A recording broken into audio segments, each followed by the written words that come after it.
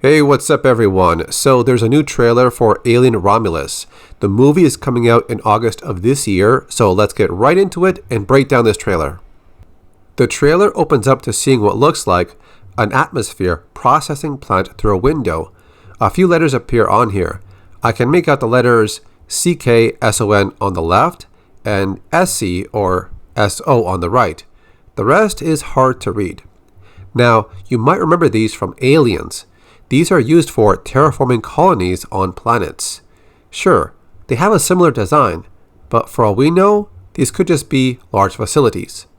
Next up, we get a top view of Cailee Spaeny's character, Rain, just laying in bed, thinking, what could be on her mind?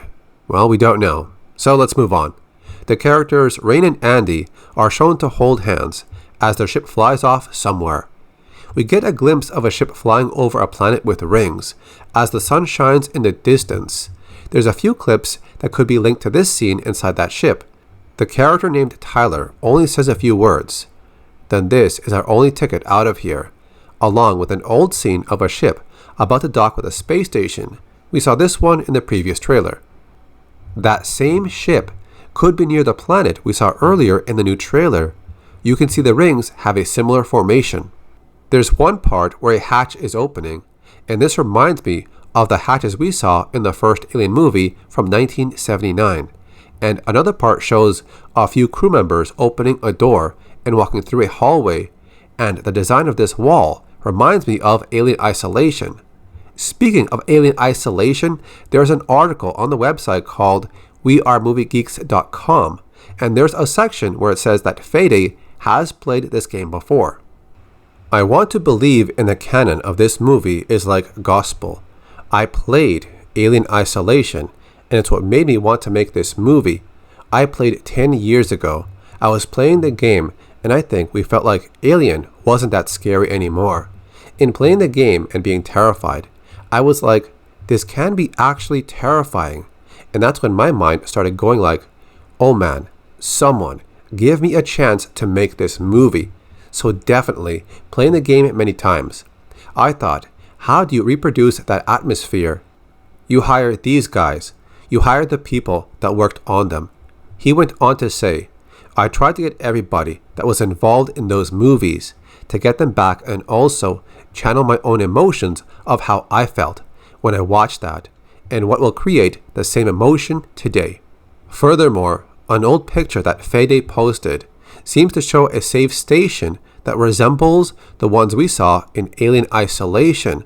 So I think some ideas from that video game eventually made its way into the film in some manner. Okay, back to the trailer. Now we see a few crew members walking through a hallway, which we've seen in the first trailer, but a new scene shows multiple levels of the floor, which could appear to be melted by alien acid blood. A similar scene to what we saw in Aliens. We also get a scene where someone is kneeling down into a layer of mist, and there's blue light on a certain level, which resembles a scene from the first movie. If you look to the left, you can see some type of growth, which could be near an alien hive. I'm also looking at what this person is holding. It looks like multiple canisters within a big container. Not sure what this is for. Could it have the pathogen? Or maybe alien DNA? Or perhaps the royal jelly that's been mentioned in comic books and video games? This character is Andy the synthetic. You can hear some type of alien sound as Andy looks up. Perhaps the alien is nearby, or maybe the sound effect was added just for the trailer. There's also a new scene of a laboratory. They show this scene that was mentioned back in April during the CinemaCon event. It's about the character Navarro. We then flash forward to a different scene where this same crew member is about to have an alien burst from her chest. She starts feeling pain while she and one of the other female crewmates are piloting a small ship.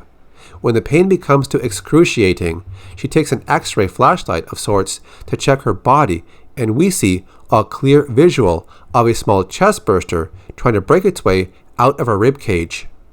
There's also an image of Romulus and Remus on a doorway that also has a Weyland-Yutani logo on it.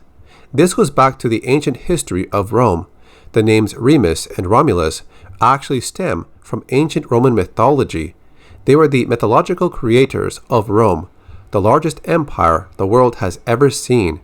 As the story goes, Remus and Romulus were twin boys who feed from a she-wolf type of creature to gain its powers. The story symbolizes harvesting resources from a dangerous beast to become more powerful, very much in line with the Prometheus title Ridley chose for his Alien prequel, having similar symbolism about stealing the power from the gods to elevate mankind to godlike status. Up next is a new scene within some chamber that's housing facehuggers. The current temperature is reading 80 Fahrenheit. One facehugger escapes and falls into the water, which leads to this next scene, where it leaps out of the water and onto someone's face. And this part here had me a bit confused.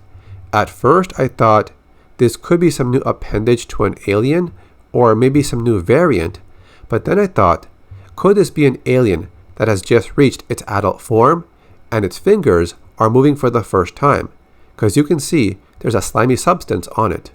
We can see another area has this growth forming on the walls, possibly indicating that this could be where the alien is mostly at, followed by a new scene where one crew member is asking to open the door, but the other person just looks back, scared out of his mind, as an alien rises behind the other person, which most likely leads to their demise. Andy is seen for a second, just saying to the others, "Run." This might connect to the next clip, where a few members are running down a hall. Since the camera view is on the floor, these are probably facehuggers. Then there's that old scene we saw in the old trailer, where facehuggers are busting through the glass of a door.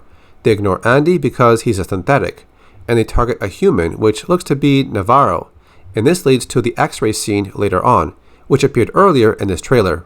This part here kind of reminds me of the part when Ripley looked at the alien up close near the very end of the first movie.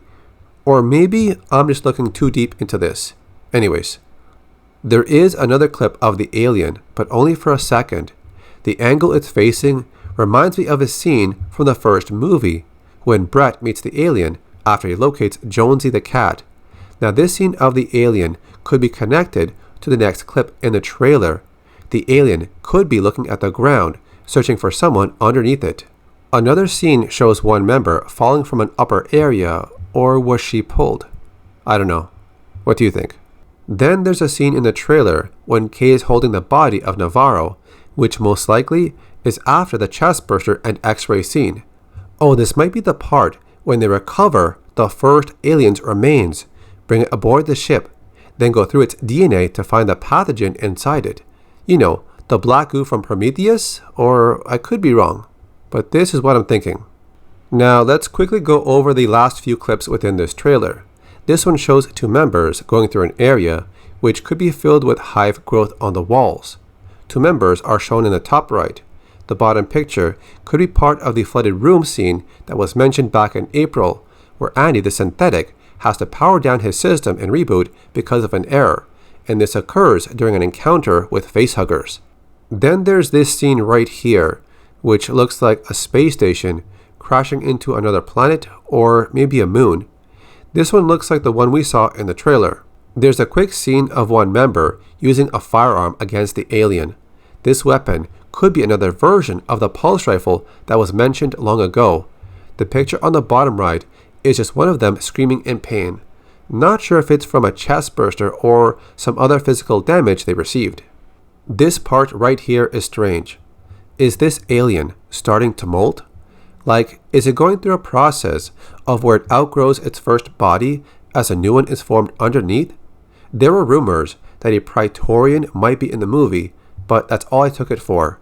Could this alien be molting in this scene? What do you think?